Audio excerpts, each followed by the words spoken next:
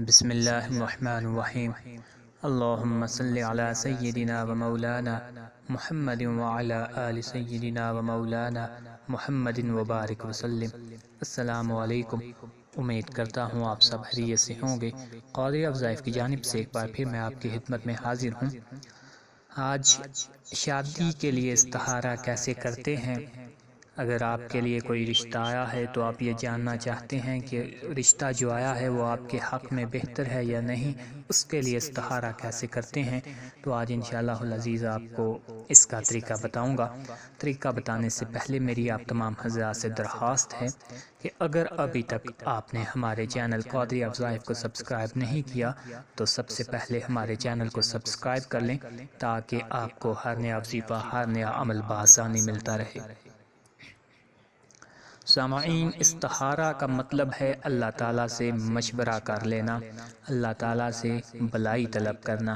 جو بھی آپ نیا کام کرنے جا رہے ہیں اس کے بارے میں اللہ سے مشورہ کرنا کہ آیا یہ جو نیا کام کرنے جا رہا ہوں یہ میرے حق میں بہتر ہوگا یا نہیں، اس کو استخارہ کہتے ہیں۔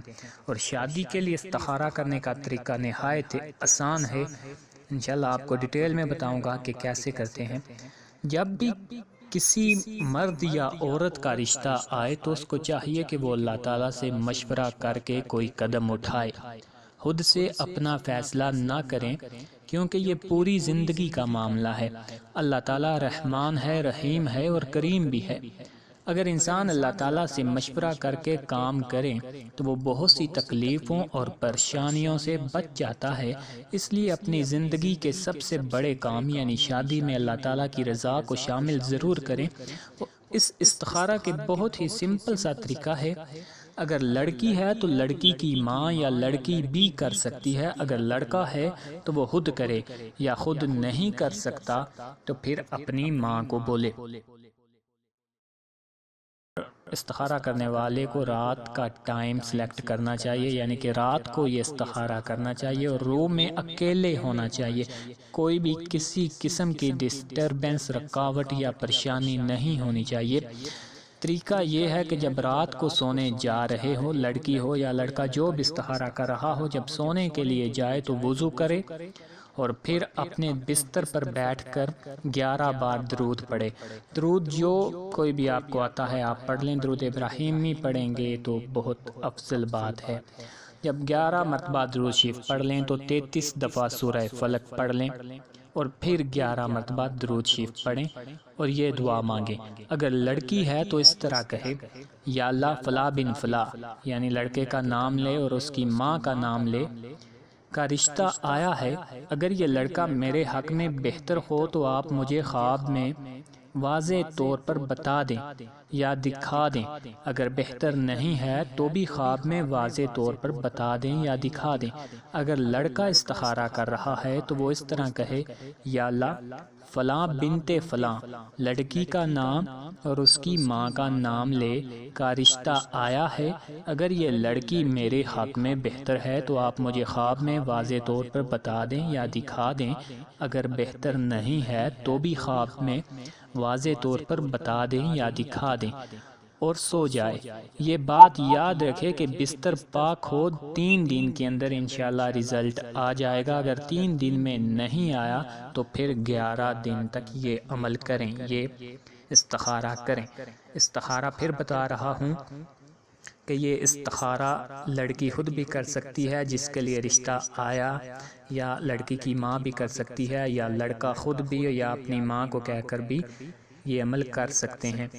جو بھی استخارہ کرنے جا رہا ہو سب سے پہلے تو ذہن میں رکھنا چاہیے کہ رات کا وقت ہونا چاہیے اور جس روم میں وہ سوئے اس روم میں کوئی پریشانی، رکاوٹ یا ڈسٹربنس نہیں ہونی چاہیے۔ بستر پاک ہونا چاہیے، وضو پہلے کر لینا لازم ہے، اس کے بعد 11 بار درود شریف پڑھ لیں۔ درود شریف کوئی بھی پڑھ لیں، اگر درود ابراہیمی پڑھیں گے تو بہتر ہے، اور پھر 33 بار سورہ فلق پڑھنی ہے آپ نے، اور پھر 11 مرتبہ درود شریف پڑھ لینا ہے۔ اور اگر لڑکی استخارہ کر رہی ہے تو اس نے یہ دعا کرنی ہے کہ یا اللہ فلاں بن فلاں، لڑکے کا نام اور اس کی ماں کا نام لے کر فلاں بن فلاں کا رشتہ آیا ہے، اگر یہ رشتہ میرے حق میں بہتر اور نیک ہے تو مجھے واضح طور پر خواب میں دکھا دیں یا بتا دیں، اگر میرے حق میں بہتر نہیں ہے تو پھر بھی مجھے واضح طور پر دکھا دیں یا کوئی نشانی بتا دیں۔ اگر لڑکا استخارہ کر رہا ہے تو وہ یہ کہے گا کہ یا اللہ فلاں بنت فلاں، فلاں بنت فلاں، لڑکی کا نام اور ماں کا نام لے کر کہ رشتہ آیا ہے، اگر یہ لڑکی میرے حق میں نیک صالح اور بہتر ہے تو آپ مجھے واضح طور پر خواب میں دکھا دیں یا کوئی نشانی بتا دیں، اگر میرے حق میں بہتر نہیں ہے تو پھر بھی مجھے خواب میں واضح طور پر دکھا دیں یا بتا دیں۔ اور آپ نے یہ 3 دن تک عمل کرنا ہے، انشاءاللہ آپ کو رزلٹ بتا دیا جائے گا۔ اگر 3 دن میں نہیں دکھایا جاتا تو آپ نے یہ 11 دن تک عمل کرنا ہے۔ استخارہ کرنے کے بعد اللہ پر بھروسہ کرنا ہے اور نتیجہ کا انتظار کرنا ہے۔ اگر معاملہ میں خیر ہوگی تو راستہ آسان ہو جائے گا، اگر شر ہوگا تو اللہ تعالیٰ اس سے بچا لے گا اور بہتر راستہ سامنے لے آئے گا۔ مرضی کے مطابق کام نہ بھی ہو تو یقین رکھیں کہ یہی میرے لیے بہتر تھا۔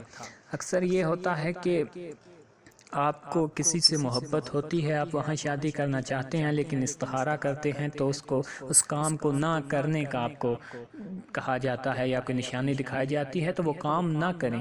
اس کی وجہ یہ ہے کہ استخارہ آپ کسی انسان کے ساتھ نہیں، اللہ تعالیٰ کی ذات کے ساتھ کر رہے ہیں، اللہ تعالیٰ سے مشورہ کر رہے ہیں، تو اللہ تعالیٰ کبھی بھی کسی انسان کا برا نہیں چاہتا، اس لیے اگر اس کام کو نہ کرنے کا کہا گیا ہے تو وہ کام نہ کریں، یہی آپ کے لیے بہتر ہوگا اور اسی میں آپ کے لیے بہتری ہوگی۔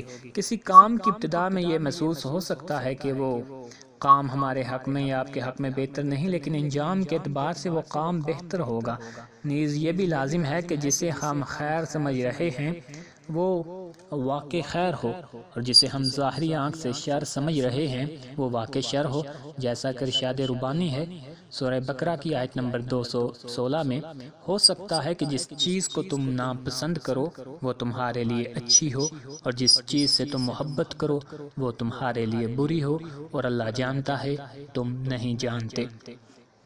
سامعین، یہ تھا طریقہ۔ بہت سے حضرات پوچھ رہے تھے کہ شادی کے لیے استخارہ کیسے کر سکتے ہیں، تو یہ تھا طریقہ، بہت ہی آسان طریقہ ہے۔